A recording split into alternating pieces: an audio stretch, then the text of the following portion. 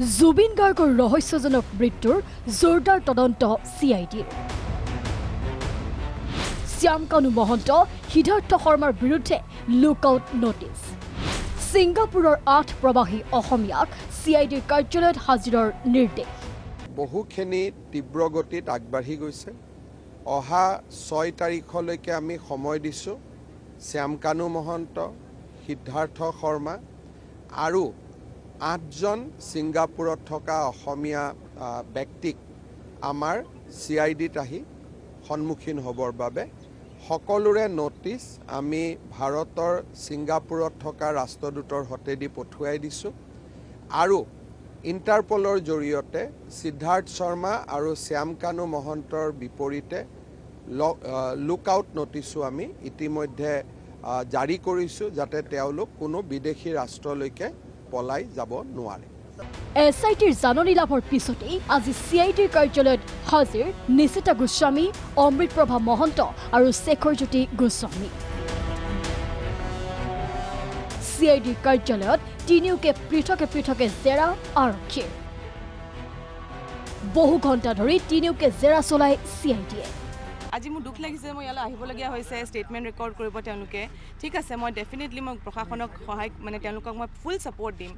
কিন্তু সেই অনুষ্ঠানটো কৰিবলৈ গৈছিলোঁ, কিন্তু অনুষ্ঠানটোৰ লগত মই কোনো ধৰণে জড়িত নাছিলোঁ। মানে জুবিনদাৰ গোটেই এই কাৰবাৰটোৰ লগত মোক কোনো ধৰণে জড়িত, কাৰণ মই বাৰে বাৰে কৈছোঁ যে মোৰ জুবিনদাৰ লগত কথা নহ'ল।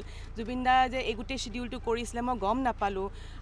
আপোনালোকে যেনেকৈ খবৰটো পাইছিলে, চাগে মই 5 মিনিটৰ আগতে মই ফোনত খবৰটো পাইছিলোঁ যে জুবিনদা এক্সিডেণ্ট হৈছে, জুবিনদা ঢুকাইছে। সেই গোটেইখিনি একেবাৰে মই অৱগত নাছিলোঁ। মোৰ বেয়া লাগিছে যে মই তেখেতক লগ নাপালোঁ। গলিতাক মই এবাৰ যদি কথা পাতিলোহেঁতেন চাগে মই তেখেতকে নিজেই ক'লোহেঁতেন যে গলিতা তুমি নাযাবা, জুবিনদা তুমি নাযাবা। কিন্তু মোৰ তেখেতৰ লগত কথা নহ'ল। তেওঁ কিয় গুচি গ'লগৈ তালৈ, সেই কাৰ লগত গ'ল, সেই গোটেইখিনি বস্তুৱে মই অৱগত নাছিলোঁ আচলতে, কাৰণ মই বেলেগত আছিলোঁ। মোক গোটেই অনুষ্ঠানটো কৰিবলৈহে মাতিছিলে। এখন বেলেগ ঠাই হয়, তাত হস্পিটেলত যেতিয়া মই ফোন কৰি পেলাই সুধিছিলোঁ যেনেকৈ হস্পিটেল যোৱা কথাটো, তেতিয়া ক'লে ইয়াত আহিবলৈ নিদিয়ে, ইয়াত সোমাবলৈ নিদিয়ে, ইয়াত খুব ষ্ট্ৰিক্ট হয়, গতিকে ইয়াত আহি লাভ নাই। এতিয়া যিহেতু আমাক জাষ্টিচ লাগে কৈ আছোঁ, সিদ্ধাৰ্থৰ নেগলিজেঞ্চ, শ্যামকানু মহন্তই নিব নালাগিছিল, গতিকে এতিয়া মই বিচাৰোঁ প্ৰশাসনে তেওঁলোকে যিহেতু একদম তৎপৰ হৈ পেলাই লাগিছে, CID তেওঁলোকে গোটেইখিনি হাতত লৈছে, মোৰ সহায় বিচাৰিছে, গতিকে মই গোটেই ষ্টেটমেণ্টটো ৰেকৰ্ড কৰি লওঁ। সাংঘাতিক নেগলিজেঞ্চ হয় সেইটো, সাংঘাতিক নেগলিজেঞ্চ। এজন বেমাৰী মানুহ এজনক তালৈ যাবলৈ দিয়াটোৱে সাংঘাতিক নেগলিজেঞ্চ।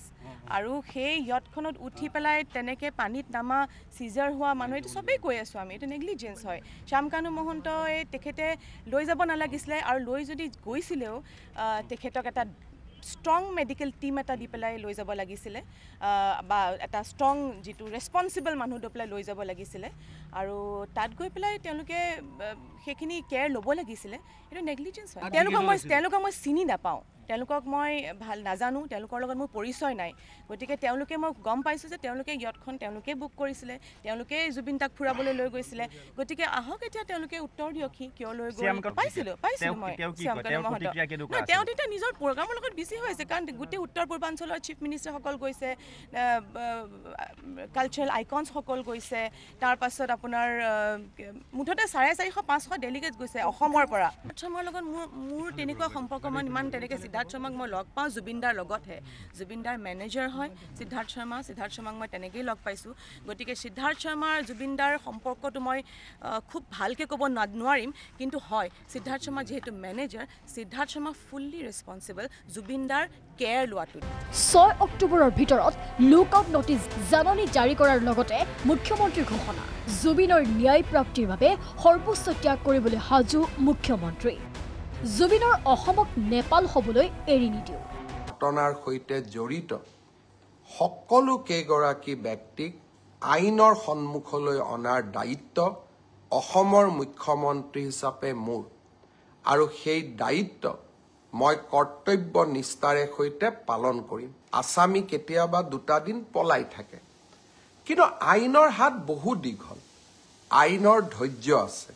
কাৰোবাৰ মনত অকণমানো ধাৰণা থাকিব নালাগে যে এইখন চৰকাৰে জুবিনক ন্যায় দিয়াৰ প্ৰচেষ্টা নকৰিব কোনোবাই যদি ভাবিব পাৰে যে আমি আদালতত যাম এন্টিসিপেটৰি বেইল লম ইন্টাৰিম বেইল লম এই প্ৰচেষ্টাবিলাক কৰা উচিত নহয় জুবিনৰ হত্যাৰ প্ৰতিটো মুহূৰ্তৰ ঘটনা তন্ন কৰি ৰাইজৰ আগত আপোনালোকে ক'ব লাগিব আৰু মই ভাবো এই কাম আপোনালোকে কৰিব চৰকাৰ বিৰোধী ৰাজনীতি হ'ব নোৱাৰে জুবিনৰ নামত আমি অসমখনক নেপাল কৰিব দিব নোৱাৰো শ্যামকানু মহন্ত সিদ্ধাৰ্থ শৰ্মা শেখৰ গোস্বামী জুনেই নহওক কিয় আৰু দুই এজনৰ নাম মই লোৱা নাই আমি কেতিয়াও তেওঁলোকক বিচাৰ